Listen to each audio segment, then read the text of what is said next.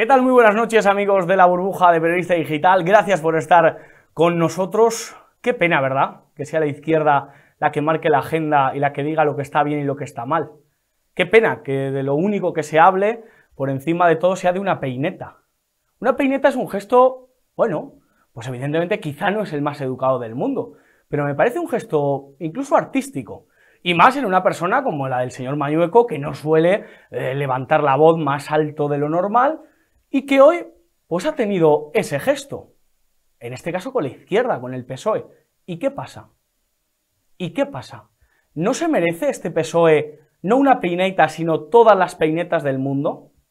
Porque es que lo estamos viendo. O sea, que tenemos que aguantar que un gobierno tenga de directora de la Guardia Civil a una activista absolutamente del PSOE, ahora la sustituya por otra activista del PSOE, y que esa señora no sepa, a lo mejor, que tenía un pisazo de 1 millón de euros en Málaga. No sabía, ¿verdad? O sea, que a la mujer de Urdangarín la habéis insultado, la habéis masacrado, le habéis sacado peinetas todas las del mundo, y aquí no pasa nada, porque esa señora sí tenía que saber, evidentemente, lo que hacía el Urdanga, y seguro que lo sabía. ¿Y no podemos sacaros una peineta, gobierno de España? ¿No podemos sacarle una peineta al señor Marlaska cada vez que utiliza una política en cuestión de fronteras que lo que hace es dañar a nuestra propia España? Cuando trata así a los españoles, ¿no le podemos sacar una peineta a toda la trama de corruptos dentro del grupo parlamentario socialistas que han permitido que un mediador haga y deshaga y que haya corrupción dentro del seno de ese partido? ¿Nos podemos hacer una peineta cuando por la mañana votáis censurar a las prostitutas y por la noche las consumís? ¿Nos podemos hacer una peineta cuando estáis llevando en cifras económicas a la ruina a España, cuando realmente los datos están ahí, cuando no nos hemos recuperado después de lo que hemos vivido con el COVID? ¿Qué pasa? ¿Que no os podemos hacer una peineta? ¿Qué pasa? ¿Que el pueblo solo te puede aplaudir, Pedro Sánchez, y a todo el PSOE? Pues el que te vote chapote se va a convertir en peinetas. A lo mejor se os convierte en eso. Es que se os ha acabado la impunidad. Es que la prensa no nos vamos a callar. Es que vamos a denunciar todas vuestras fechorías. Es que a un señor como Pachi López, que tiene la inteligencia justa para acabar el día, ¿no le vamos a poder sacar una peineta? Con los exabruptos que suelta, con el griterío que utiliza. Pues mira, todo el gobierno, tómenlo ustedes como un acto de solidaridad al señor Mañueco. Pero mira, pues una peineta. No pasa nada, no se cae el mundo. No tenemos que pedir perdón por las fechorías que hacéis. ¿O qué pasa? Que un gobierno que funciona, presidido por el señor Mañueco y vicepresidido por el señor Gallardo, que crea empleo, que da ayudas a las madres, que ahora está intentando fomentar políticas que ayudan a la natalidad y ayudan a la vida, puede ser insultado, puede ser demacrado, se le puede llamar fascista, se le puede llamar de todo, y aquí no pasa nada? Y porque el señor Mañueco levante un día el dedo, que madre mía, para que Mañueco levante un dedo, pues lo ha levantado, porque el pueblo español está hasta las narices de vosotros. La peineta es lo mínimo que podemos hacer ante vosotros, que nos sacáis de quicio. Pero no os pueden sacar una peineta a las niñas de Baleares, a las que obviáis, a las que tenéis calladas, o la niña que está en Valencia presuntamente abusada por el marido de Mónica Oltra. ¿No os puede sacar una peineta a esa gente? ¿No os puede sacar una peineta las personas que son usuarias de cercanías, que tenemos que aguantar todos los días colas y tiempo y tiempo? ¿No os puede sacar una peineta a las familias que no pueden pagar la luz mientras ven como Mónica García y Osorio cobran el bono social teniendo las rentas de las más altas de Madrid? ¿No, el pueblo español no se puede levantar en una peineta conjunta? Yo, de verdad, estamos hasta las narices. Y por eso, pues, se plantean mociones de censura. Se hace algo, por lo menos algo. Mejor, peor llevadas, pero algo, por favor. Clase política, hagan algo. No se queden con el dedo solamente levantado. Levanten también la voz. Levanten su discurso contra el peor gobierno. Elijan ustedes las décadas. De verdad, se lo dejo a ustedes. 40, 80, 120, 2500, lo que ustedes quieran. Pero por favor, levanten el dedo todos a una. Levanten la mano también para meter la papeleta bien, porque es que luego llega a mayo, llega a diciembre y meten algunos la papeleta donde no tienen que meterla. vamos a cambiar este país, que nos lo merecemos, que tenemos que ser lo suficientemente fuertes como para no dejarnos pisotear, como para no dejarnos que aquí se venda España, que esto se convierta en los Balcanes, y aquí un día le diremos a nuestros unidos, ¿te acuerdas que España estaba unida? ¿Te acuerdas que éramos todos hermanos? ¿Te acuerdas que había un compromiso de nación, que había una empresa unida? ¿Te acuerdas? Pues ahora no, ahora somos pues cada uno. En Eurovisión nos votamos, Valencia se vota a Cataluña, esas cosas. ¿Para eso vamos a quedar? Pues de verdad, con todo el dolor de mi corazón, porque me gustaría otro gobierno, levanten el dedo todos juntos contra Pedro Sánchez, porque lo necesitamos, lo necesitamos. Y en esta burbuja no solo vamos a hablar de peinetas, evidentemente, peineta también es un artilugio, ¿no?, que se coloca en la cabeza, a las señoras le queda muy bien, o sea, que no le tengamos miedo a la peineta, que no pasa nada. Había el estadio de, luego tenemos a Norberto Pico, se iba a llamar la peineta, luego le pusieron Wanda no sé qué y tal, pero que no pasa nada, que no pasa nada. Pero de este y otros temas hay que hablar, porque esta semana ha sido semana de emoción, la emoción ya se ha acabado, porque bueno, pues el señor Tamames no ha podido ser presidente del gobierno, no puede haber elecciones el 28 de mayo, y hoy estamos con un testigo, vamos, que tuvo al señor Tamames unas filas por debajo, porque estuvo allí presente. Don Víctor Sánchez del Real, diputado de Vox por la provincia de Badajoz. ¿Qué tal? ¿Cómo está usted? ¿Qué tal? Muy buenas noches, que nos verán en distintas horas del día, supongo. Oye, muchísimas gracias por estar aquí en la burbuja. Las resacas son complicadas, ¿no? A nivel, muchos niveles, hay gente que las lleva mejor, hay gente que las lleva peor, pero ustedes en Vox, ¿qué tal llevan esa resaca de la moción de censura? Pues yo creo que viendo a Echenique sacar un vídeo en el que salíamos con las caras sonrientes y con la alegría, sacándonos la foto después del evento con el profesor Tamames, y yo creo que las caras son el espejo del alma. Busquen ustedes el vídeo que tanto ha cabreado a Echenique, y que además le cabreaba mucho que dijéramos viva España y viva el rey en sede parlamentaria. Bueno, pues vayan ustedes ahí, aparte de las peinetas que les ha recomendado, vayan y grítenle ustedes viva España y viva el rey, que parece que le cabrea. Así sí. Que pero la actitud es, yo creo que tú hablas de sensaciones. No quiero caer en hacer de esto como un postpartido de fútbol, pero nosotros estamos con la sensación del deber hecho. Nosotros tenemos unas herramientas constitucionales a nuestra disposición y las utilizamos todos los días. Pero utilizamos la pequeña, la mediana y la grande. La llave inglesa pequeña, la llave inglesa grande, la llave fija, el destornillador y lo que haga falta. Además lo utilizamos con creatividad muchas veces y pillando por sorpresa a partidos que tienen todos los recursos y todas las herramientas posibles. Pues nosotros no tenemos reales decretos, no tenemos un Consejo de Ministros, no tenemos decenas de cargos en instituciones públicas, no tenemos decenas de periodistas que, salvando excepciones muy notables, pues esperan el maná de los 400 millones de euros de inversión publicitaria del gobierno o las inversiones publicitarias de las comunidades autónomas que están en manos del otro partido socialista español, que es el Partido Popular en este caso. Bueno, pues en eso nosotros jugamos con lo que tenemos.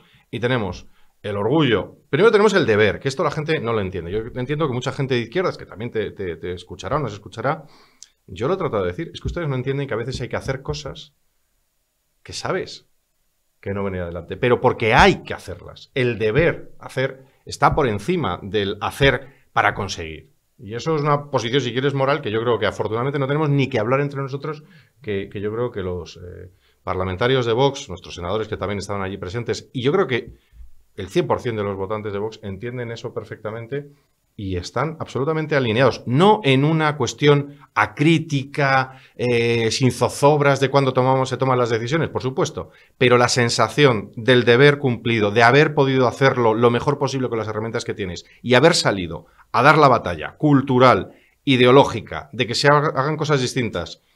Y además, no voy a decir con el sacrificio, porque no es sacrificio, pero sí dando el ejemplo de, oiga, es que con la anterior moción de censura se nos dijo, es que presenten la moción de censura para sacar a Santiago de paseo. ¿Vale? Entonces nos dicen, no, presenten, que además la idea es de otros, que luego han votado en contra. Luego han votado en contra algunos que decían que había que hacer una moción de censura. Y que tenía que haber un candidato independiente. Y hace un discurso maravilloso, Inés Arrimada, me la llevaría a casa puesta, es una muchacha fantástica, es una gran oradora, para luego votar en contra. O sea, para este viaje, decía mi abuelo, no hacen falta alforjas. Y otros que deciden que, bueno, pues supongo que estará todavía montando el mueble de Ikea de la embajada sueca alguno, o creo que se ha ido ya a Bruselas. Otros toman las de Villadiego, ¿no? Para no estar presentes y para no mancharse. Es que esto de hacer política y hacer oposición al peor gobierno de la historia de España en probablemente 150 o 200 años, ¿Vale? Ahora me van a decir, ya no me van a llamar franquista, me van a llamar, yo qué sé, carlista, me van a llamar... Bueno, me da igual, es que es verdad, es que los hechos objetivos es el nivel de deuda es superior al que había después de la guerra de Cuba.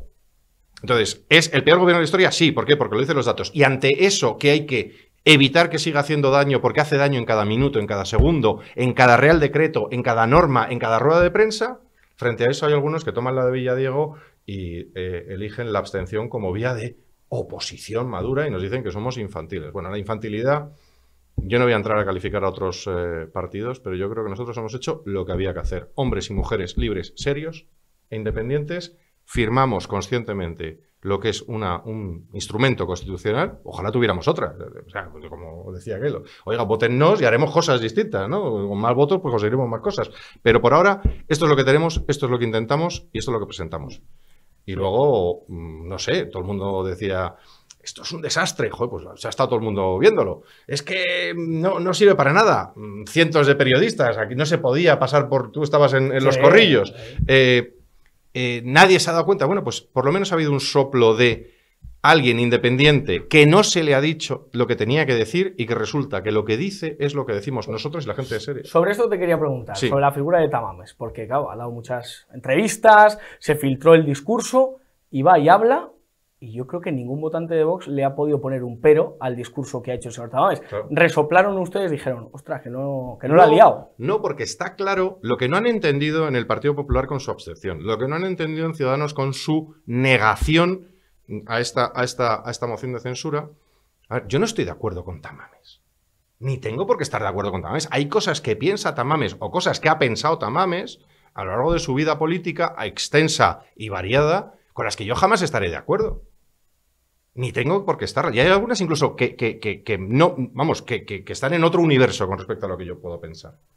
Pero lo que sí estamos de acuerdo, y hay una España que está de acuerdo en que este es el peor gobierno de la historia, que está destruyendo no solo al gobierno, no solo al PSOE, que eso ya lo pagarán, y que no voy a dejar caer una sola lágrima por la destrucción del PSOE, probablemente la mayor trituradora de carne, uno de los partidos con más historia delictiva, como dijo Tamames, porque estamos de acuerdo en eso, porque hay cosas en las que tenemos que estar de acuerdo, porque Largo Caballero era un asesino, porque el PSOE, bajo las siglas del PSOE, se ha asesinado a gente, porque bajo las siglas del PSOE se han montado revoluciones, y bajo las mismas siglas de un partido que ha sido asesino y revolucionario.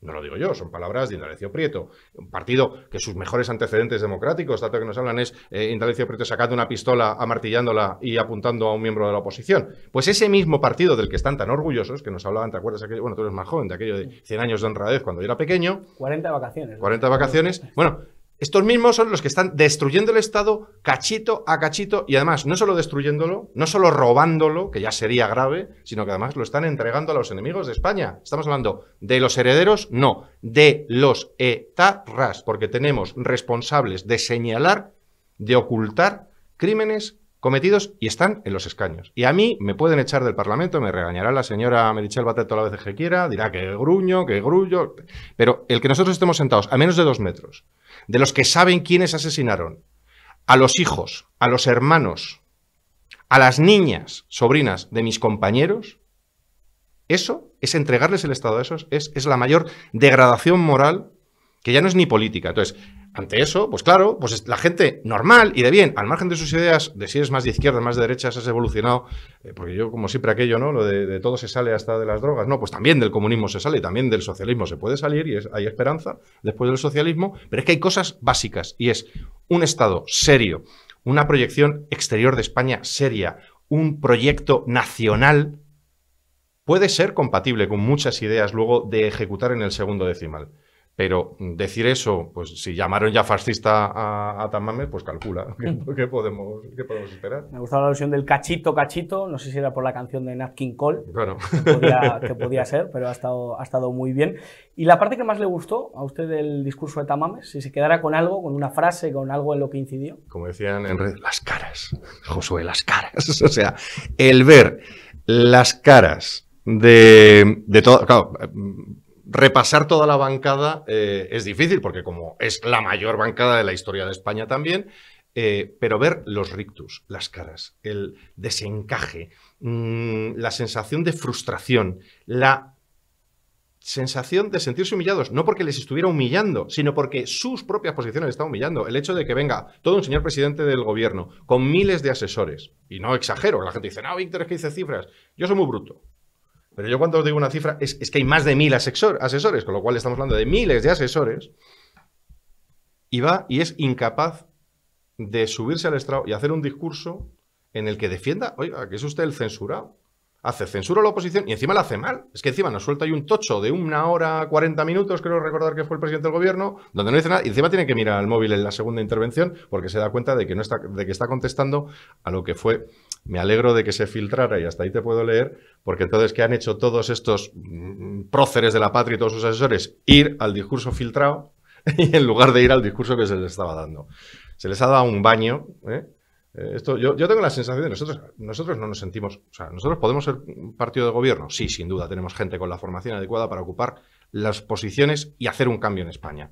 Pero nosotros somos muy modestos. Nosotros salimos a jugar el balón y entendiendo que para nosotros es un privilegio estar en el Parlamento. Seguimos entrando y nos sigue emocionando entrar en el Parlamento cada día para poder defender una serie de ideas que están denostadas y entender que un día entrábamos con Ramón Tamames, y me da igual con quién entremos. Allí se habló de Ramón Tamames, se habló de que era Ramón Tamames el heredero de Blas Piñar. Pues mira, yo si pudiera entrar en el Parlamento con Tamames en un brazo y Blas Piñar en el otro, probablemente estaría entrando con 2 de los mejores oradores que ha podido haber en el Parlamento español y además tengo la certeza de personas que amaban en un caso y que aman a España en el otro. Y yo con esa gente, a donde sea, puedo no estar de acuerdo, repito, con algunas cosas de Tamames. Pero yo, para defender España ante la destrucción, pues yo creo que nos hemos sentido cómodos y satisfechos. En la metáfora deportiva que ha hecho usted, nosotros presentamos ayer el programa Tamames 53, Pachi López 0. Era nuestra sí, apuesta. Lo que pasa es que alguien que no nos quería mucho han dicho varias veces que nosotros entramos en la política, y a mí me gusta, sabes que mi deporte es el rugby. Además he estado viendo este fin de semana que ha estado en Badajoz jugando la selección española, aunque perdimos. Pero nosotros que salimos a jugar al rugby, y el rugby es un deporte de caballeros jugado. No, es el deporte de caballeros jugado por macarras es el fútbol, y nosotros es un deporte de macarras jugado por caballeros. Pues yo entiendo que la política es un deporte de macarras, pero también se puede ser caballeroso. Y nosotros, repito, salimos no con elegancia, porque esto es un deporte de contacto, pero jugamos el balón en cada golpe, con lo cual 53 poco me parece. En términos de rugby, 53 poco me parece. Ha estado usted en Badajoz y el día 28 los pacenses, las personas de Cáceres también, se enfrentan a unas elecciones autonómicas. Le tengo que reconocer... Y municipales, ¿no? Y municipales, tengo muchos compañeros presentándose. Me tiene desconcertado la señora Guardiola del Partido Popular. ¿Es del Partido Popular? Hice una pregunta en Twitter, digo, no sé de qué partido es realmente. Exacto. Con esas líneas rojas, yo no entiendo por qué partido se presenta esa señora. Ha habido gente que por el tono, por el contenido, pro-abortista, a favor de todos los mantras de la izquierda. Es que la señora, el libro gordo de Petete del Progre lo tiene, pero además no porque se haya equivocado un día en una entrevista en Mérida. Es que si tú miras su historial, puedes ir a las declaraciones que hizo el Día de la Mujer, vestida de morado, etcétera. Oiga, que yo respeto todas las ideas, ¿eh? Como nuestro candidato autonómico, Ángel Pelayo Gordillo, que es un tipo espectacular. Tenemos un tipo espectacular, un tío serio, tranquilo, un hombre de campo, un hombre culto, sobrio. Vamos a ver, no podríamos tener mejor candidato como el que tenemos en Extremadura. Y encima es amigo mío, con lo cual ya pues... Pero además del orgullo de él y de todos los que van a dirigir, bueno, está Óscar, el presidente por Cáceres, que también va en la lista, ya tenemos anunciados. Y va a haber sorpresitas en la lista. Yo creo que estamos tratando de atraer mucho talento de la sociedad civil extremeña, que es muy difícil. En Extremadura hay casi que ser un héroe para presentarse a unas elecciones por el PP o por Vox, así lo digo, porque la Junta... Vamos, han salido hoy, lo trataréis vosotros probablemente en vuestro medio, el alcalde de Mérida, Osuna, hablando con tranquilidad de la gente que lleva colocada 3 años y encima amenazándoles a los propios, a los que ha colocado, no sé si escuchar los audios, pero son impresionantes. Este mismo alcalde que expulsó, y hay por ahí también un vídeo que les invito a buscarlo, de Ángel Pelayo, concejal de Vox, expulsado del Pleno de Mérida. Vean eso y verán lo difícil que es hacer oposición. Y en medio de todo esto nos aparece esta señora, que yo lo respeto, con un planteamiento que es de continuidad. Y lo que dice es, ideológicamente, el vídeo lo habrán visto ustedes y si no, lo busca María Guardiola. Oiga, ¿es ese su programa? Perfecto. Y luego, ¿cuál es su proyecto? Programa y proyecto. Programa. identidad progre. Vale, perfecto, bueno, pues no pasa nada. Ahora, proyecto, dice que le ha ofrecido pactar al PSOE. Vamos a ver. Al PSOE de Extremadura. Rebobino. Hay una candidata del PP en Extremadura ofreciéndole prioritariamente al PSOE de Extremadura, que es como, yo que sé, la síntesis. O sea, tú metes en un tamiz el socialismo y lo recocinas durante 40 años, el cristal de socialismo perverso que te queda, eso es el socialismo extremeño. No digo vara, pero el socialismo extremeño es perverso. Pues ese socialismo que es cacique, que es de esclavitud casi medieval en las formas, en la gente, porque la gente es cuando depende del señorito para que les dé de comer, como hemos escuchado tan en crudo en esos audios del alcalde de Mérida, en medio de todo eso dice que su prioridad es el pacto con el PSOE. Te puedo asegurar que yo me estoy recuperando del susto.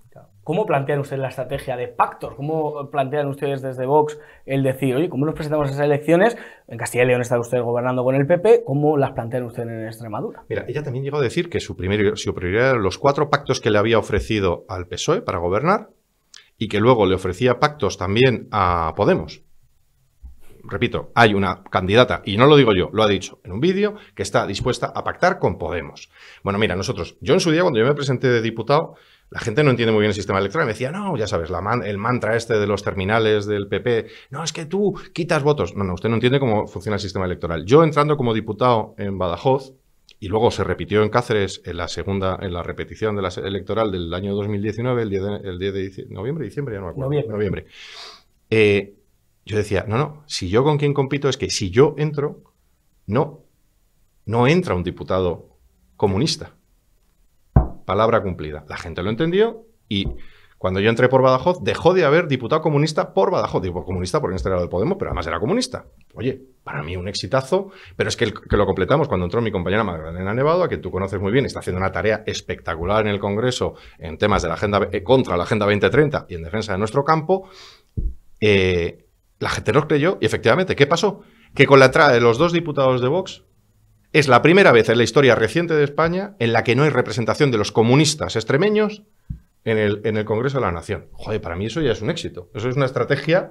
Alguien me dirá, no, eso es táctica. Digo, sí, pero para mí, nosotros somos muy modestos. Y nuestra estrategia es, lo primero, bloquear a la izquierda. Pues imagínate ahora que el PP quiere pactar con Podemos. Imagínate, pues todo lo que nosotros logremos quitarle como, en este caso, tercera fuerza como parece que somos habitualmente. Oye, yo no descarto que la gente de repente se caiga un guindo, puede haber el milagro, yo creo en Dios, yo creo en los milagros y creo que puede ser que la gente de repente diga, soy socialista, pero viendo lo que hay, voy a votar a Vox. Oye, pues, ¿confío en que eso va a pasar? No, creo que va a pasar. Tampoco, pero bueno, pero no lo descartaría, ¿no? Pero fuera del milagro, lo que nosotros sí podemos hacer es ser el pepito grillo de esta realidad. Lo mismo que hacemos en el Congreso. Que en la Junta, en la Asamblea de Extremadura, y por tanto en la Junta de Extremadura, si se dieran las condiciones para que sumáramos, va a haber alguien que va a defender estar en contra de la agenda progre. Y que si esa señora ha decidido presentarse una agenda muy progre, no se preocupe. Que entonces estarán los de Vox para acompañarle y decirle, mire, ¿quiere dejarse usted esta progresiva? Vamos a concentrarnos en el agua, la agricultura, los transportes y lo que realmente, y la riqueza que tiene que generar y apoyar a los pobres empresarios extremeños, que ser empresario en España es un heroísmo impresionante, pero en Extremadura no sabes lo que es. Entonces, eso es lo que nosotros nos vamos a poner. Y dejarse de ideologías, dejarse de chorradas y mantras progres y concentrarse en que los recursos que tiene la Junta de Extremadura cada vez sean, 1, los que tengan que ir al Estado Central se devuelvan al Estado Central, que es lo que está haciendo Vara. Porque cuando se hace un socavón en una carretera en Extremadura, ¿quién pide ayuda a Vara? Al Gobierno Central. Claro. Entonces, ¿para traer el tren? Para traer el tren. Es que hay carreteras, no quiero entrar en los detalles técnicos, pero es que hay carreteras que eran de ámbito autonómico que no han podido hacer y que entonces han pedido ayuda al Estado Central. ¿Por qué? Porque mientras tanto tú puedes tener ideología de género, la que quieras en los colegios extremeños. Tú puedes tener todo tipo, tienes hasta una agencia de cooperación internacional para el desarrollo extremeña. Extremadura, récord de paro, récord de paro juvenil. Y nos vamos a hacer cooperación con el exterior. Mire, yo soy portavoz en cooperación para el desarrollo en el Congreso. Digo, mira, perfecto, sí hay que ayudar, ayuda humanitaria, lo que usted quiera, pero en una comunidad autónoma que encima no es de sus competencias tener dinero dedicado a ayudar fuera cuando tú tienes jóvenes que no encuentran trabajo y no encuentran trabajo desde los 18 hasta los 35? Y ahí siguen. Claro. Al Robe Iniesta no le vais a fichar en Vox, ¿no? A Extremadura. No me consta. No me consta. ¿Me vas a contar algo? El de Extremadura. No tengo información, pero vamos, ya nada me sorprendería. Para acabar, don Víctor, yo sé que usted, como ha dicho, es aficionado al rugby y hay una película que muchos de nuestros oyentes habrán visto que es Invictus. En la película Invictus, Mandela, en este caso Morgan Freeman, invita a Matt Damon, que es el capitán del equipo, a su palacio para decirle: quiero que ganéis la Copa del Mundo. Si Pedro Sánchez le invitase a usted a su palacio de la Moncloa, ¿qué es lo que le diría usted a Pedro Sánchez? Que te bote chapote lo primero, ¿no? No, aparte de eso, ya me conozco a Pedro Sánchez de antes, con lo cual, si investigas por ahí hay algún artículo que estuvimos en una clase juntos, algunos muy divertidos. Le conozco, y como le conozco, no hay nada que le puedas decir a Pedro Sánchez, porque Pedro Sánchez no tiene ni una gota de límite moral a hacer lo que está haciendo. No hay nada que le puedas decir. Y además yo de esa película no me quedo con la victoria de Sudáfrica, que fue muy notable, y además, bueno, pues la película además es de Clint Eastwood, no te puedes quejar, joder, o sea, lo tiene todo, ¿no? Una película de rugby de Clint Eastwood, está mal rodado el rugby, también se lo digo, pero ese mundial fue el de Jonah Lomu, de Nueva Zelanda, un tío que destrozó. Yo creo que nosotros nos parecemos más, si buscan ustedes Jonah Lomu, lamentablemente fallecido, fue un jugador de rugby que llegó, y el ala es el que habitualmente era el más pequeñito, el más flaco, y el que corre más. Bueno, pues estos presentaron ahí un tiparraco enorme, alto, guapo, cachas, y ese, no digo que lo seamos nosotros, pero sí que rompió totalmente el terreno de juego, jugando al rugby de una manera que es como se juega ahora. Y nosotros creo que estamos rompiendo la política sin hacer daño a nadie, evidentemente, pero haciéndolo de una forma distinta, presentándonos sin miedo. Y es lo que hay que hacer con Pedro Sánchez. A Pedro Sánchez no se le gana negociando con él. Eso es el error que cometen históricamente contra algún tipo de personalidades. Hay algunos que dicen, no, vamos a negociar con él, vamos a... No. Hay algunos que lo que hay que ganarles es en las calles, en las urnas y con la verdad en los medios. Y con eso, Pedro Sánchez no habrá nada que decirle, salvo que donde quiere que le mandemos los muebles para que se eche a dormir tranquilamente en su casa. A lo mejor va a Ikea también con el otro a hacerlo. Pero probablemente se habrá traído algún mueblecito de Ikea o las instrucciones por lo menos, y también Feijóo y todos esos valientes de la abstención. Yo antes decía siempre, y permíteme un comentario, no se puede pedir todavía el voto, porque no estamos todavía en periodo electoral, aunque lo parezca. Esto es mío personal, esto no es del partido, ¿vale? Yo tengo amigos que están a caballo entre PP, Vox. Tengo amigos también de izquierda, o sea, alguno empieza a votarnos, es cosa sorprendente. Y me decían, y Víctor, ¿y qué pasa si voto al PP? Y digo, no pasa nada. Yo les decía, no pasa nada, tú vota al PP, no pasa nada. Lo importante es que se vote. Yo ahora les digo, bueno, el PP nos ha dicho, me obliga a decir esto. Yo antes le decía, si nos quieres, vota a Vox. Y ahora les puedo decir, o les podré decir, cuando se pueda pedir el voto, les podré decir, no, vota a Vox, y si no, haz como ellos, abstente. Don Víctor Sánchez del Real, muchísimas gracias por estar con nosotros y a seguir ahí con la labor. A tus órdenes y todas las veces que quieras. Y me quedo con ganas de charlar aquí con la gente magnífica que tienes. Pues vámonos para allá. Vamos a ver antes una entrevista que hemos tenido aquí en la burbuja, porque hay que hablar también de la Comunidad de Madrid, lo que ha sucedido, la relación PP y Vox, cómo está ahí, y hemos hablado con el portavoz adjunto, en este caso del Partido Popular, y bueno, pues vamos a ver lo que nos comenta, los titulares que nos da esta entrevista. Estamos hoy con Enrique Núñez, él es el portavoz adjunto del Partido Popular en la Asamblea de Madrid, y el 28 de mayo está muy cerquita. Nuestros políticos en diferentes autonomías acaban su trabajo para intentar renovarlo dentro de unos meses. Don Enrique, ¿qué tal? ¿Cómo está? Muy buenas tardes, muy bien. Bueno, un balance de esta legislatura en Madrid, una legislatura que apenas ha durado 2 años y medio, más cortita porque hubo que adelantar esas elecciones. ¿Qué balance pueden hacer desde el PP, desde el gobierno de la Comunidad de Madrid? Bueno, es una legislatura, como usted muy bien decía, corta en el tiempo, pero amplia en cuanto a los contenidos, puesto que hemos puesto en marcha muchísimas medidas que benefician a los madrileños, especialmente todo lo que tiene que ver con las materias fiscales en cuanto a la rebaja de impuestos, que son bastantes las que hemos puesto en marcha, y esperemos y deseemos que esta tarde alguna más se puedan aplicar para beneficio de todos y cada uno de las personas que viven en nuestra comunidad. A su vez se suman con medidas como pueden ser la nueva ley de protección civil de la Comunidad de Madrid, es el nuevo marco regulador que canaliza toda la seguridad y las emergencias en nuestra región. A su vez se suman medidas en cuanto a temas de protección del patrimonio artístico, de divulgación de la lectura, de todo lo que tiene que ver con medidas liberalizadoras, buscando fundamentalmente la inversión y en este caso la generación de puestos de trabajo a través de, lógicamente, del reparto de la riqueza. Y en general yo creo que ha sido una legislatura, como decía, corta en el tiempo, muy intensa en cuanto al desarrollo legislativo y en cuanto al desarrollo de trabajo y fundamentalmente desde el punto de vista del gobierno, yo creo que es una legislatura plagada de muchísimas medidas en beneficio de los madrileños, de cimentar los servicios públicos de nuestra Comunidad de Madrid, especialmente empezando por la sanidad, empezando por los servicios sociales, pasando por la educación y, lógicamente, por la cultura. Y creo que el balance es tremendamente positivo y, lógicamente, como usted muy bien decía, el 28 de mayo pues tenemos ese examen por donde todos los madrileños y todas aquellas personas que residen en nuestra comunidad, pues, lógicamente, nos darán, y esperemos, el respaldo mayoritario.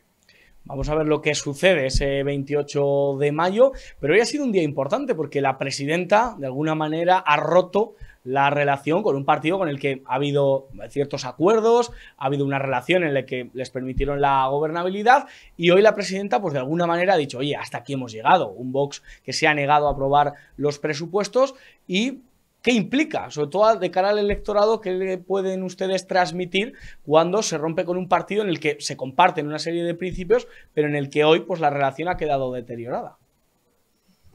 Bueno, yo creo que no se ha roto absolutamente nada, ¿vale? Yo creo que la presidenta lo que ha dejado claramente es que, bueno, los últimos meses nos hemos encontrado con un partido político, con una formación política liderada por la señora Monasterio, que es en este caso Vox, que ha decidido, no sé si por estrategia electoral, quiero creer que sí, no tanto por una traición a sus votantes, sino por una estrategia electoral, el que se tenía que distanciar del Partido Popular, se tenía que distanciar de la línea política que marca Isabel Díaz Ayuso en la Comunidad de Madrid y, lógicamente, de entregarse a la izquierda, a la oposición, a toda la panoplia de partidos de la izquierda en cuanto a determinadas medidas. Por ejemplo, hoy una vez más, esta mañana, mostrando su rechazo a que la Comunidad de Madrid siga siendo ese foco irradiante de inversión extranjera, ese foco captador de gran parte de la inversión que recibe en nuestro país y especialmente en la Unión Europea y votando con la izquierda en cuanto a que la Comunidad de Madrid no tenga esa apertura, esa libertad en cuanto a inversión y esa capacidad de traer talento de fuera y especialmente inversiones de fuera que lo que buscan es generar puestos de trabajo. Por lo tanto, yo creo que aquí lo importante es que el proyecto político que encarna el Partido Popular, que encarna Isabel Díaz Ayuso, es un proyecto de libertad, es un proyecto generador de riqueza, es un proyecto que cimenta los servicios públicos, que garantiza la sostenibilidad del sistema y aquí los únicos que sinceramente creo que no sé si por estrategia electoral, quiero pensar que sí, y no tanto por traicionar a sus votantes, se han distanciado del camino y se han posicionado con la izquierda, pues es la formación política que encarna la señora Monasterio, en este caso Vox, en la Asamblea de Madrid. Vamos a ver lo que sucede. Va a haber emoción de aquí al 28 de mayo. Ustedes han hecho su trabajo, se lo han demostrado a los madrileños y veremos a ver lo que finalmente eligen. Pues don Enrique Núñez, muchísimas gracias por atendernos aquí en Periodista Digital y suerte con la campaña. ¡Ánimo! Muchas gracias. Gracias de verdad. Bueno, pues ya ven lo que ha sucedido. En este caso, la relación entre Vox y PP pues no pasa por su mejor momento. Una relación que comenzó absolutamente idílica, Vox dando sus votos a Ayuso para que fuese presidenta, y ahora entre que a unos les molesta que les llamen pues la muleta verde del PP, a otros les molesta que les llamen extrema derecha, la relación pues ha acabado. ¿Quién tiene la culpa? Pues saquen ustedes sus propias conclusiones. Para comentar esto y mucho más, tenemos, pues bueno, analistas que ya son habituales aquí de La Burbuja. A mi derecha tengo al periodista de Servimedia, Kiko Rosique. ¿Qué tal, Kiko? ¿Cómo estás? ¿Qué tal, José? Buenas, otra vez. ¿Qué te ha parecido esto de Madrid, entre Vox y PP? Bueno, yo creo que es una ruptura táctica y meramente escenificada, porque es el último pleno de la Asamblea, no va a tener ninguna consecuencia política en lo que poco queda de legislatura. Y luego, si hay en algún lugar de España donde el PP puede rascar votos a Vox, es Madrid. Isabel Díaz Ayuso es la principal interesada en, de cara a las elecciones, escenificar una suerte de ruptura para traer ese voto útil de votantes de Vox que podrían votar a Vox en las generales y que sin embargo simpatizan con Isabel Díaz Ayuso y podrían votarla en las autonómicas. ¿Para qué? Para conseguir así la ansiada mayoría absoluta que la equipare a Juanma Moreno en Andalucía. Es muy curioso porque hemos hablado antes con Víctor Sánchez del Real sobre, en este caso, una líder del PP en Extremadura, cuyas líneas rojas son muy diferentes a las de Ayuso. Esto es muy curioso. Norberto Pigo, ¿qué tal? ¿Cómo estás? Pues aquí dispuesto a llevarte la contraria, porque... Muy bien, oye, eso está bien. Puede ser Nos la llevamos futbolísticamente, está sí, bien que también... Puede ser que las declaraciones de la señora Ayuso no sean, digamos, del mismo tenor, de la misma contundencia que las que hizo la candidata a la Junta de Extremadura por el Partido Popular, pero las políticas de Isabel Díaz Ayuso son exactamente las mismas. Son las mismas políticas de género. En la Comunidad de Madrid también se ha financiado y se sigue financiando el aborto con dinero público. Se sigue dando los mismos presupuestos para la atención a extranjeros. Es decir, yo creo que esas líneas rojas que planteaba la candidata del Partido Popular en Extremadura son las mismas políticas que Isabel Díaz Ayuso lleva haciendo desde que gobierna en la Comunidad de Madrid y encima con el apoyo de Vox. O sea que no, yo no las veo tan distintas. ¿Y tú ves a Lobato y Ayuso pactando, es decir, a PSOE y PP en la Comunidad de Madrid? Lobato, he visto hoy un anuncio de Lobato que tenía su gracia, ¿no? Él, digamos, ha asumido, o los que le llevan la campaña han asumido que a Lobato no lo conoce ni Rita y precisamente pues han hecho una campaña en ese sentido. Se han ido a su pueblo, es de un pueblo de la Sierra de Madrid y han, Soto claro, Real. Han cogido algunos paisanos o algunos figurantes que se hacen pasar por paisanos y dicen, sí, nosotros claro que le conocemos, sí ha sido alcalde del pueblo. Y finalmente en el vídeo sale él diciendo, bueno, pues aquí estoy yo. Dice que no me poníais cara, pues esta es mi cara. Eso es reírse de uno mismo, o sea, ya solo falta la Eso está muy bien, hay que de, tener sentido del humor. Claro, de Ortega Smith en su gimnasio, ¿no? Entrenando y diciendo, este soy yo. Aquí, Lo que pasa es que Ortega Smith no le veo yo con tan sentido, con un sentido del humor que le lleve incluso a reírse de sí mismo. No lo conozco personalmente, pero por la imagen que da públicamente me da la sensación que no tiene ese sentido del humor. Tendría que salir contando chistes, ¿no? Para romper esa... Pasa que... Ya, lo que pasa es que los chistes forzados a veces son peores. Eugenio triunfó con su seriedad y los chistes, ¿eh? Yo sí ideas, sí. El gabinete de Javier Ortega Smith, que está muy bien, que se rodee de Jusapol todo el día y son un organismo que, oye, que aquí les damos mucha voz, pero hombre, hay que salir y a mí me gustan mucho las campañas mediáticas de Rita, ¿no? Lo va a hacer Rita, ¿no? Se llama... El de la maestre, de Lobato. ¿Qué te parece este marketing político? La verdad, Kiko, oye, llama la atención, ¿no?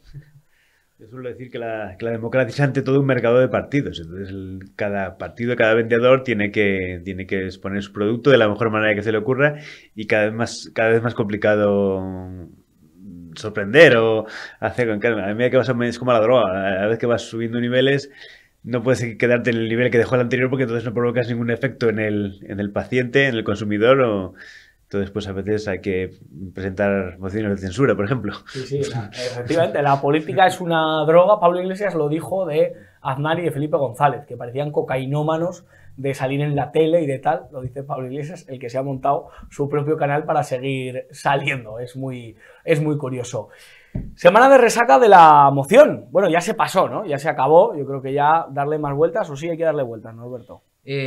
No, yo creo que la moción de censura, bueno, hemos escuchado antes a Víctor Sánchez del Real, parecía francamente satisfecho, no creo que estuviese haciendo teatro, sino que está realmente contento de cómo le han salido las cosas a Vox en esta moción de censura.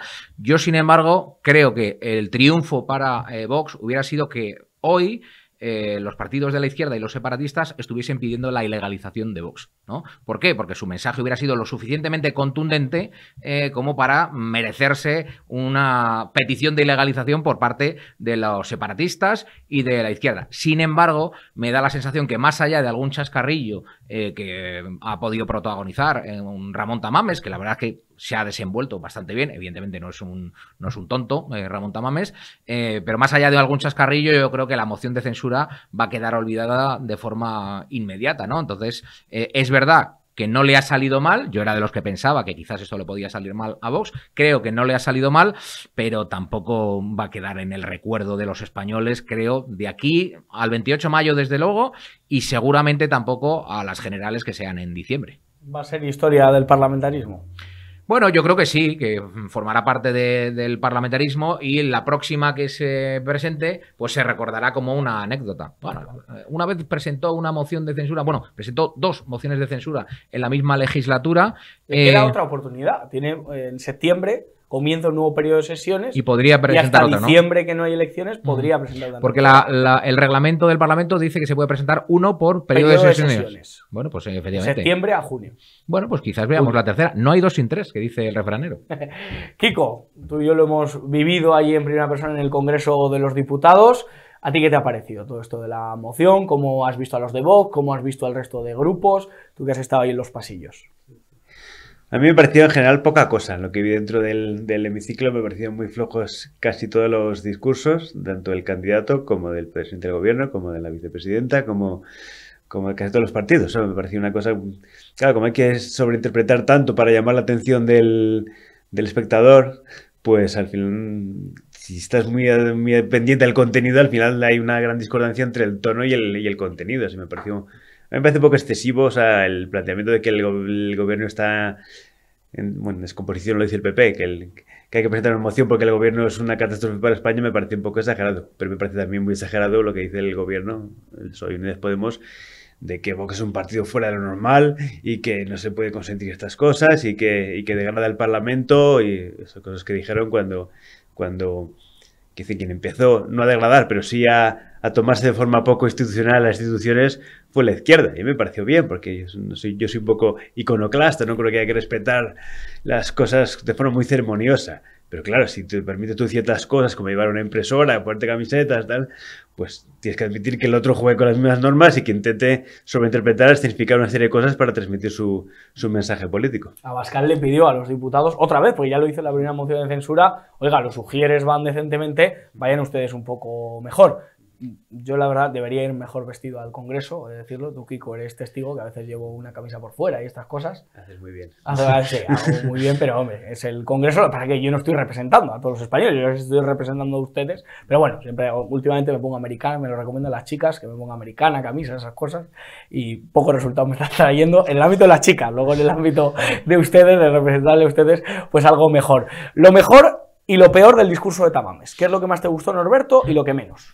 Lo mejor, hizo una interpretación del conflicto que se vive ahora en Ucrania, que no es la interpretación que hace habitualmente Vox, pero que yo creo que es mucho más valiente y mucho más correcta. Es decir, acusó a los Estados Unidos de ser los que han provocado esta guerra, ¿no? Y además acusó a la Unión Europea de no hacer absolutamente nada. Y digo que creo que Vox no lo suscribe porque precisamente preguntado por este tema, Santiago Abascal, simplemente pues unas horas antes, unos minutos antes de la intervención de Ramón Tamames, pues se había sumado, digamos, a la versión oficial que difunde la Unión Europea. Con lo cual, es decir que eso me gustó de Ramón Tamames. Lo que menos me gustó de Ramón Tamames, bueno, pues su falta de sensibilidad social. O sea, hablar como habló en contra de la subida del salario mínimo interprofesional. Ramón Tamames, ¿pero usted qué quiere? ¿Pagarle 600 euros al mes a su servicio doméstico? ¿Cuánto quiere pagarle usted? ¿Usted cree que una familia española puede vivir con un sueldo de apenas 1.000 euros? No sé, a mí la verdad que me dejó perplejo. Y en esa misma línea, pues se le salió su vena antifranquista para condenar nada más y nada menos que durante el franquismo a los trabajadores, cuando los despedían de sus trabajos, les daban una indemnización de 45 días por año trabajado. Y eso dijo que era franquismo. Bueno, ya, no hable usted tanto en contra del franquismo para a ver si las masas de los trabajadores españoles van a añorar que vuelva al franquismo, por lo menos para que vuelva a los 45 días por año trabajado. La verdad que me dejó perplejo eso y, por ejemplo, una defensa que hace de las empresas del IBEX 35 frente a las pequeñas y medianas empresas. No sé, la verdad que me quedé perplejo. Es cierto que España necesitaría recuperar una gran industria, una industria potente, pero hacerlo en contraposición a las pequeñas y medianas empresas, no entendí yo ese mensaje de Ramón Tamames. Le dijo a la izquierda, oiga, no defiendan el despido de 45 días por año, que eso es muy franquista, que eso es puro franquismo. Eso fue interesante. Kiko, lo que más te gustó de Tamames y lo que menos. Lo que más, pues sabes que me pillas, no lo había pensado, que te diría. Me gustó más las réplicas posteriores, que el discurso primero se hizo muy largo, me pareció una serie de tópicos. Me llama la atención, como dice Norberto, porque yo de Ramón Tamames esperaba que atacara al gobierno de Pedro Sánchez por ser demasiado poco español o por hacer concesiones a los nacionalistas, que no estoy muy de acuerdo en eso en el planteamiento, pero lo entendería. Pero que pase del PC a defender casi el neoliberalismo y las multinacionales y critica hasta a las pymes, me sorprendió mucho. A ver, por contestar a tu pregunta, me gustaron las réplicas, pero las réplicas no tanto por el contenido como porque ahí se soltó un poco, sacó un poco el gracejo que tiene y se quejaba de los no sé cuántos folios que llevaba Pedro Sánchez y que no le había contestado para nada. Y luego dijo a Yolanda Díaz que había aprovechado el Congreso para presentar su candidatura de sumar. Esas improvisaciones, porque esas las tuvo que improvisar, me gustaron más que lo que tenía pensado. Y también a quienes critican a Unidas a Vox por instrumentalizar el Congreso, pues también puede pensar lo mismo de Yolanda Díaz, que instrumentalizó la moción para presentar su candidatura. Aquí todo el mundo instrumentaliza porque todo el mundo necesita soltar su mensaje y más en año electoral. Es así y no puede ser de otra manera. Es lo que estamos viviendo. La verdad que al profesor Tamames le sorprendió el estilo del Congreso. Debe ser que no ve las últimas épocas cómo se trata parlamentariamente. A mí me encantó cuando le dijo: Pachi, tómate una pastilla que te va a dar algo. Ahí estuvo muy gracioso. Y luego me sorprendió que le dijo a la CUP: ha estado usted bien, ha estado, oye, los de la CUP, que ponieron una cara a la CUP y bueno, estuvo la verdad que gracioso. Yo no vi tanto al profesor Tamames como al abuelo Tamames, un señor que, oye, muy paternalista, intentando hacer, oye, portaos bien, chicos, que yo os dejé esto y mira cómo me lo habéis dejado, o sea, este fue un poco Tamames. Para acabar, dimisiones en la Guardia Civil, en este caso la directora general ha decidido marcharse y el PSOE pues ha colocado a otra activista del Partido Socialista. Norberto, tú sabes las propiedades que tienes, ¿verdad? O sea, si ahora mismo tu mujer te dice que tenéis un piso de 1 millón de euros en Málaga, te sorprendería cuanto menos. Me indignaría, desde luego. Me indignaría el desconocimiento. Porque lo tendría con otro y perdóname. Exactamente, exactamente. Sí, sí. No sería conmigo. Ese piso no habría sido compartido conmigo, así que me indignaría, sí, efectivamente. Kiko, ¿qué te parece esta dimisión? ¿Cómo lo está tratando el gobierno? Marlaska, esos altos cargos de la Guardia Civil detrás de esta mujer, arropándola. Se acuerda también a lo de famoso de Ana Mato y Jesús Sepúlveda que no encontraba el Jaguar. Un Jaguar en mi garaje, curioso. No sé, yo creo que aquí las familias deben ser muy modernas y cada uno tiene su vida y no se da cuenta el otro de lo que tiene en su propio hogar. Solo puede ser eso. No lo sé, a ver qué pasa. Es que estos temas de corrupción es que, claro, hasta que no se ve lo que hay es muy complicado, muy arriesgado pronunciarse antes. Pero bueno, al menos al PSOE le ha venido bien para encontrarle un hueco a Mercedes González, que después de haberle pifiado la candidatura a la alcaldía que llevaba meses acariciando para colocar en su lugar a Reyes Maroto, pues le ha buscado un lugar más o menos interesante después de haberse preparado para Interior como delegada del gobierno. Partido Socialista, agencia de colocación, ¿eh? Usted métanse al PSOE y acaban pues o de director de la Guardia Civil, o acaban de candidato, o yo qué sé, o les ponen a mediar en el Congreso a ver dónde acaba la noche. Madre mía, la clase que tenemos. Kiko Rosique, periodista de Servideña, muchísimas gracias. A ti otra vez. Norberto Pico, gracias de verdad por estar con nosotros. Muchísimas gracias. Pues tiempo de cine, después de hablar de política, a mí lo que me gusta es hablar de cine. Ya lo saben ustedes que es mi tema favorito, de cultura, de rock, de literatura, y en este caso, cine, con Luis Ruiz Asúa. Don Luis, gracias por venir. Muy buenas noches, muchas gracias a ustedes por invitarme. Yo sé que nos ve gente que nos quiere, que nos tiene aprecio, y le mandamos un saludo, claro. Por supuesto que sí. Y a los que nos odien también. También, claro. Igual nos querrán en un futuro, si seguimos haciéndolo bien. Hay que crear una delegación en Miranda, de la burbuja y el cine. Ah, pues estaría estupendo. ¿Verdad? tenemos fieles... O hacer un especial en Miranda. Tenemos fieles seguidores en Miranda de Ebro, sí. Vamos a todo el mundo de Miranda, es una tierra a la que le he cogido mucho cariño. ¿De qué nos va a hablar hoy? Porque usted siempre nos sorprende. Sí, pues hoy precisamente me gustaría saldar una cuenta que tenemos pendiente en esta sección, porque tanto en la anterior etapa como en esta, pues hemos hablado mucho de cine clásico norteamericano, hemos hablado de cine español, hemos hablado de cine inglés, hemos hablado de cine francés, pero nos quedaba por hablar del grandísimo cine italiano. Por favor. Esto había que hablar ya. Y entonces he decidido que era el día de hablar de una gran película italiana que a mí me marcó mucho cuando la vi por primera vez, y que es una película titulada El general de la Rovere. El general de la Rovere. Antes de entrar a la cuestión, ahí estamos viendo la imagen de la película. Si nos pudiera con grandes rasgos, muy rápidos, cómo identificar el cine italiano, evidentemente porque es italiano, pero qué características tiene propias del cine italiano que a lo mejor no hemos tenido aquí en España o en otros países. Bueno, el cine italiano es muy rico y precisamente para mí esa es la mayor característica. En el cine italiano vamos a ver los dos opuestos. Por un lado, los italianos van a crear el neorrealismo, que es un cine crudo, duro.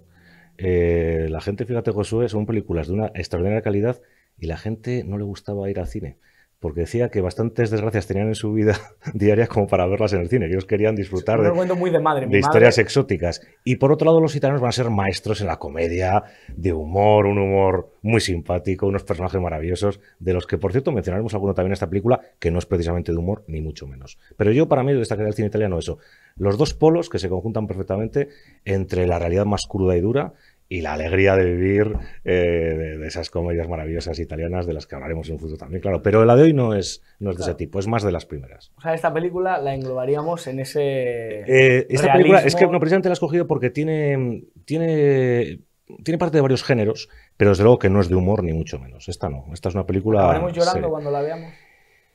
Llorando no, pero emocionándonos sí. Es una película de una gran emoción. Qué Sí. bueno. Pues cuéntenos. Yo la verdad que aquí Sí. me pilla usted fuera de juego. Sí, la verdad es que esta película me gusta mucho. Es una película de uno de los grandes directores de cine, no solo italiano, de cine universal, que es Roberto Rossellini. Esta película, no he dicho, es del año 1959. Es una coproducción de la Gaumont y de la Zebra, franco-italiana. Entonces, Roberto Rossellini es un personaje clave en la historia del cine. Este hombre va a mamar el cine desde muy chiquitín. Su padre, fíjate, Josué, era el dueño del primer cine de Roma. Este es un romano y, claro, este desde niño vio todo el cine y se enamoró del cine profundamente. Entonces esto va a tener diferentes etapas, Rossellini. Rossellini va a tener su etapa fascista. Va a tener su etapa fascista en la que va a hacer una trilogía en plena guerra mundial, La nave Bianca, El piloto ritorna y El uomo della croce, que son tres películas dedicadas a cada uno de los cuerpos, una a la marina, otra a la aviación y otra al ejército de tierra italiano en medio del conflicto. Eso es lo que se llama su etapa fascista. Acaba la guerra y va a ser el gran momento de Rossellini, porque Rossellini va a ser un pionero de esto que comentábamos antes del neorrealismo italiano. Entonces va a rodar otra trilogía maravillosa, la trilogía neorrealista, muy dura, Roma, ciudad abierta, una película, vamos, que marcó época. Tenemos Paisa y tenemos Alemania año cero. Son películas crudas, muy tristes, que reflejan perfectamente el estado de Europa en esos años tan terribles. Y entonces aquí va a llegar el momento clave en la vida de Rossellini, y yo creo que es un momento clave en la historia del cine, porque es que va a recibir un día una carta. Imagínese usted, Josué, que un día llega a casa y recibe una carta de Ingrid Bergman. Joder. Y dice la carta: verá usted, he visto sus películas y me han encantado. Dice, si usted quiere una actriz sueca, que habla perfectamente el inglés, que no ha olvidado el alemán, que habla muy mal francés y que en italiano solo sabe decir te amo, llámeme usted. Oh, Qué bueno. carta, ¿eh? O sea, Madre mía. esa carta ha marcado la historia, porque claro, Ingrid Bergman al momento dijo, véngase usted para aquí. Y claro, ella ya se había enamorado de él gracias a su obra. Llega a Italia, Ese es el sueño de cualquier los artista. dos estaban casados, se montó un escándalo de marca mayor, tanto en Estados Unidos como en Italia. Estamos hablando de finales de los años 40.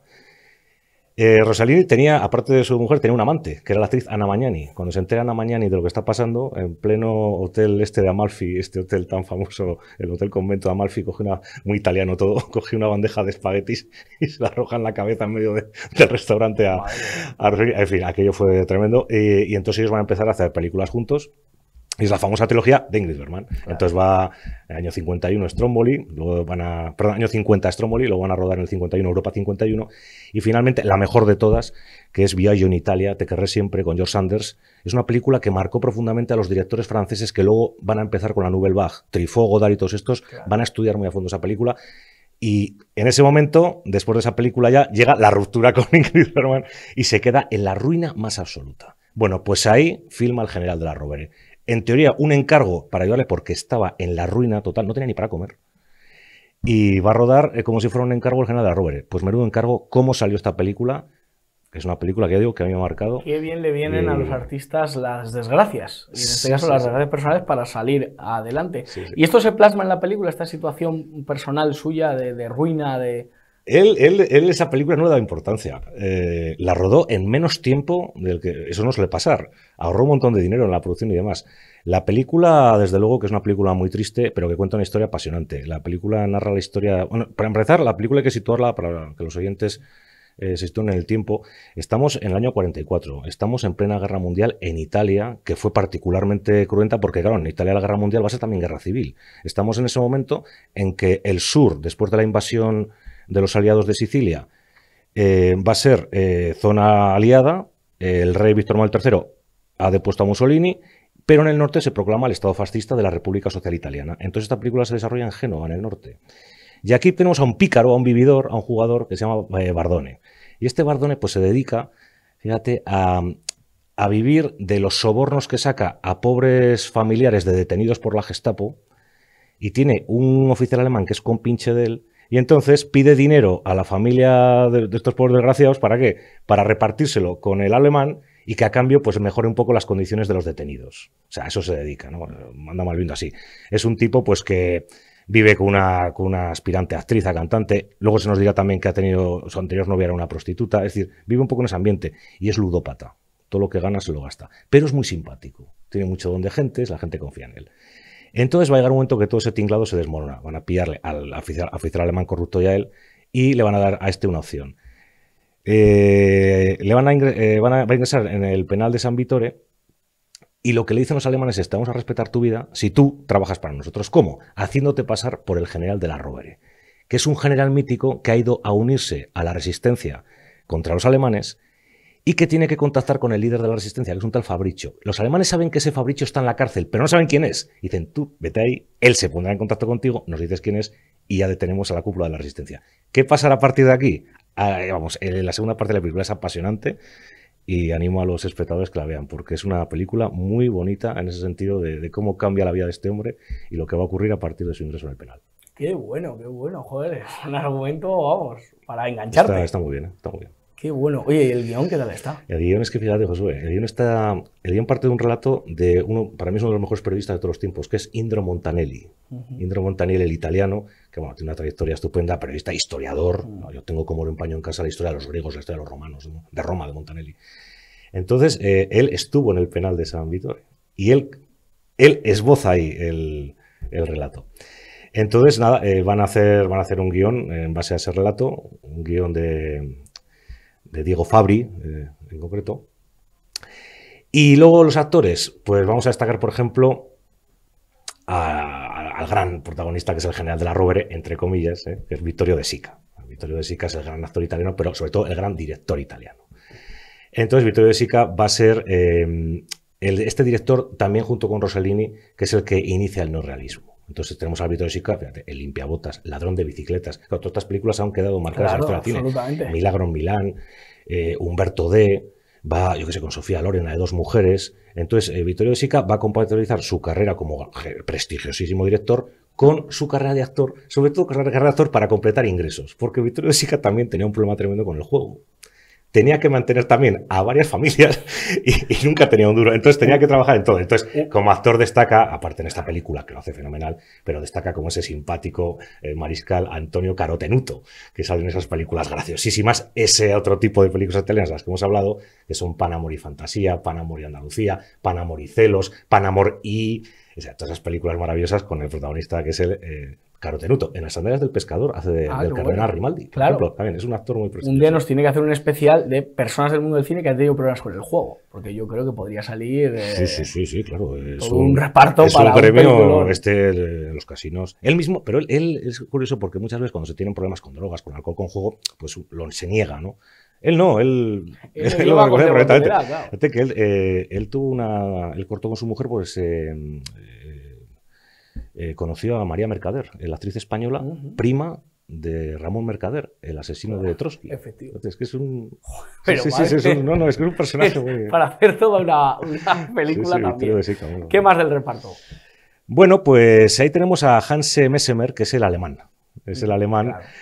Que fíjate, Josué, claro, siempre ponían de alemán, porque este hombre estuvo en la Segunda Guerra Mundial, era alemán y luchó en el frente del Este. Estuvo en lo peor de la guerra. Los soviéticos lo cogieron prisionero, se logró fugar y se volvió andando a Alemania. Un embajador en el infierno. Vamos, pero a lo grande. Entonces, claro, él va, aquí en la película, va a hacer de ese oficial de las SS, coronel en concreto, Müller, que es muy inteligente, él es muy inteligente y va a hacerlo muy bien. Fíjate, José, que también siempre estaba encasillado ahí, claro, y va a ser el comandante del campo, von Luger, en La Gran Evasión. En la gran... es Hanse Messemer. Para ser nazi hay que ser alemán, hay que ser alemán en las películas, en el cine. Pues la verdad es que, claro, estos actores alemanes por su aspecto físico y además que, claro, ellos habían estado en el ejército alemán y claro, era mucho más fácil que se adaptaran al personaje, ¿no? Entonces sí que tuvieron su momento. Luego Sandra Milo, por ejemplo, por mencionar también una tercera del reparto, porque Vittorio Sica es el protagonista absoluto. Claro. Sandra Milo es una chica, es la que hace de prostituta, que estuvo con él, y es una actriz que rodó con todos los grandes, con Fellini, con Dino Risi, con Luigi Zampa, con todos los grandes directores del cine italiano, una gran diva. Sí. ¿Y por qué hay que ver esta película? ¿Por qué hay que ver cine italiano en el año 2023 y esta película en concreto? Sí, a mí esta película, ¿sabes por qué me gusta mucho, Josué? Porque es una película de la redención de un hombre. A mí estas películas que una persona que vive fatal, que tiene capacidad de redención, a mí eso me gusta como mucho. Rocky. Exactamente. Sí, sí. A mí esas películas de superación o de cambiar de actitud, eso me parece muy, muy bonito. En esta película se ve claramente. Pero es que además esta película me gusta porque tiene un poquito de todos los géneros. Tiene un poco de neorrealismo, pues es la Génova del año 44, eso era terrible. La pobreza, las casas destruidas, está muy bien reflejado eso. Pero tiene también un poco de drama, tiene también un poco de esas películas de cárceles que a mí particularmente me encantan, ese subgénero de películas de cárceles también, es decir, lo tiene de todo, pero sobre todo tiene que, claro, que es una película dirigida por uno de los más grandes maestros del neorrealismo y demás, porque la carrera de Rossellini se extiende mucho más allá, que coincide como actor al otro gran director del neorrealismo, Vittorio Sica, y como relato al de, para mí, vamos, uno de los mejores escritores italianos y mundiales del siglo XX, que es el grandísimo Indro Montanelli. Creo que toda esa mezcla hace que el espectador, aparte de que la película no tiene ese toque del cine neorrealista que igual puede echar para atrás a algún espectador de historia con mucha pobreza y demás. Aquí tenemos intriga, tenemos algo que al espectador le puede atraer y creo que por eso sería conveniente que nuestros amigos que no hayan visto disfruten del general de la Rovere. Pues recuérdanos, título, director. Sí, el general de la Rovere, Roberto Rossellini, año 1959. Película que está disponible, además, estuve el otro día viéndolo en Flixolé.